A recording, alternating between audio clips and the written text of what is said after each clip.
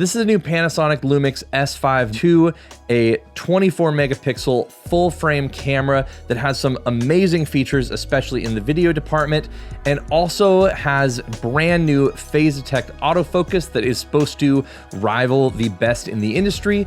And oh yeah, it comes in at under $2,000. So let's talk about it. Now, before we jump into it too much, I want to say a huge thank you to Lumix for sponsoring this video and sending over this camera. I've been actually trying to get my hands on one of these for a while now, and when Lumix reached out and offered to sponsor this video and allow me to keep this camera, it obviously made me jump at this opportunity to be able to use this camera not only for a first impressions video like this, but also for future videos with the L mount, as this is now my first L mount camera that I actually own. The nice thing is not only do I get to do this video, but there's gonna be more L mount stuff on the channel moving forward. So a huge thanks to Lumix for providing the camera and supporting the channel. Now, as far as feel goes, this is a great feeling camera. You have a really solid grip here. Although for someone like myself that has a little bit larger hands, I do love to have a little bit of a base plate here, so I'm definitely looking for one of those. But overall, a really nice deep grip. You have your white balance, your ISO, exposure compensation here, a really obvious video button here that is red, so you clearly know which it's going to be. You have a joystick, a scroll wheel, and for the kind of content creators out there, you do have the flip screen, so that allows you to turn around and film yourself. And I've done a decent amount of filming with this camera, both for my own just kind of walk around stuff, and I've also filmed some YouTube videos with this, and it obviously works absolutely fantastic for that. Now, as far as sensor goes, 24 megapixels is kind of the sweet spot for a lot of my kind of work with weddings. 24 megapixels gives you more than enough for all of that kind of documentary kind of stuff. You can definitely make large prints with it. Most of the cameras that I've used in the past few years have been kind of in that 24 megapixel range. So definitely more than enough in terms of sensor. Now, I think one of the pluses for this camera in this system is the fact that Panasonic is part of that L mount alliance. So not only do you have some of the Lumix lenses, even like this kit lens that is the 20-60, and for a kit lens, honestly, this thing is fantastic.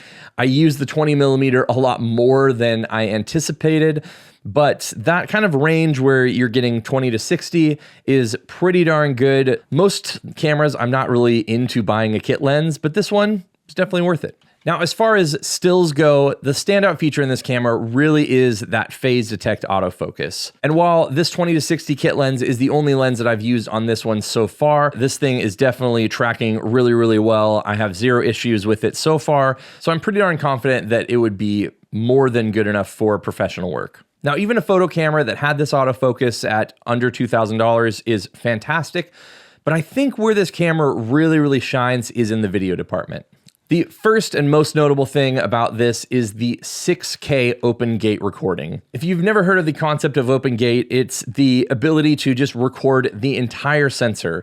And I understand that might make sense, but all of the other cameras that I'm using right now only are recording that strip of 16:9 across the sensor, and they're not recording that whole 3:2 aspect ratio, the full 36-ish by 24 sensor. And in the social media world that we live in, where we're doing vertical content and all sorts of other stuff, I have found that, man, this 6K that gives you a little bit more on the tops and bottoms, as well as, frankly, just a little bit more resolution outside of 4K, has been super helpful to both reframe and use for other kind of stuff. So if you're stabilizing, whatever the case may be, having that extra resolution, it's not 8K, I don't need like double the resolution, but giving me the expanded top and bottom there and the extra resolution really gives you a lot of flexibility in post and in terms of different use cases for this camera.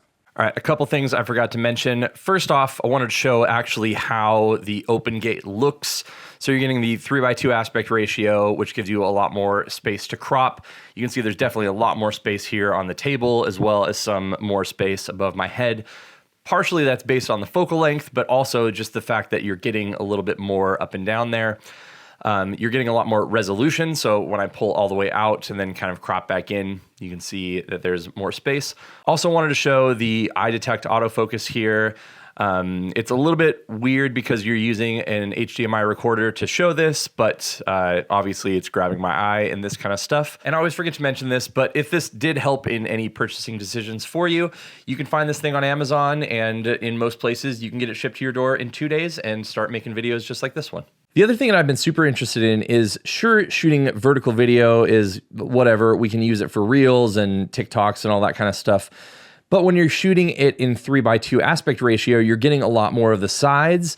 So something I'm definitely going to try coming up at some weddings is some just actual video portraits.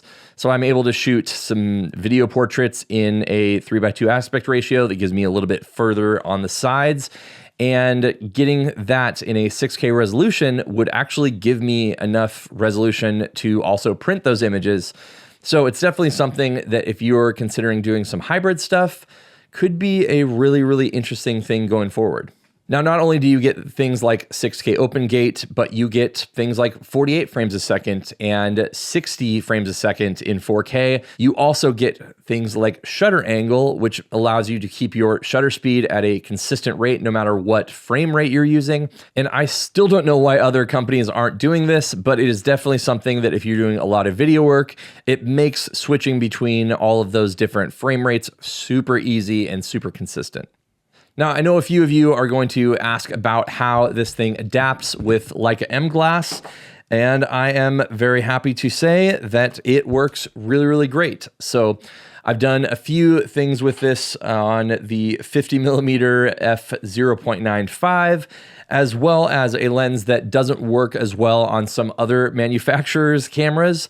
This is the Zeiss 35 1.4, and just taking it outside and doing some quick tests, this thing works great. I had zero issues with it. So if you're looking for a super inexpensive camera that is going to be able to adapt your existing Leica M glass as well as a bunch of other glass, this camera definitely works fantastic for that. So let's check out some of the work I did on this camera, using it as my only camera for a trip I took up to Vancouver Island, and we will come back and give you my final thoughts.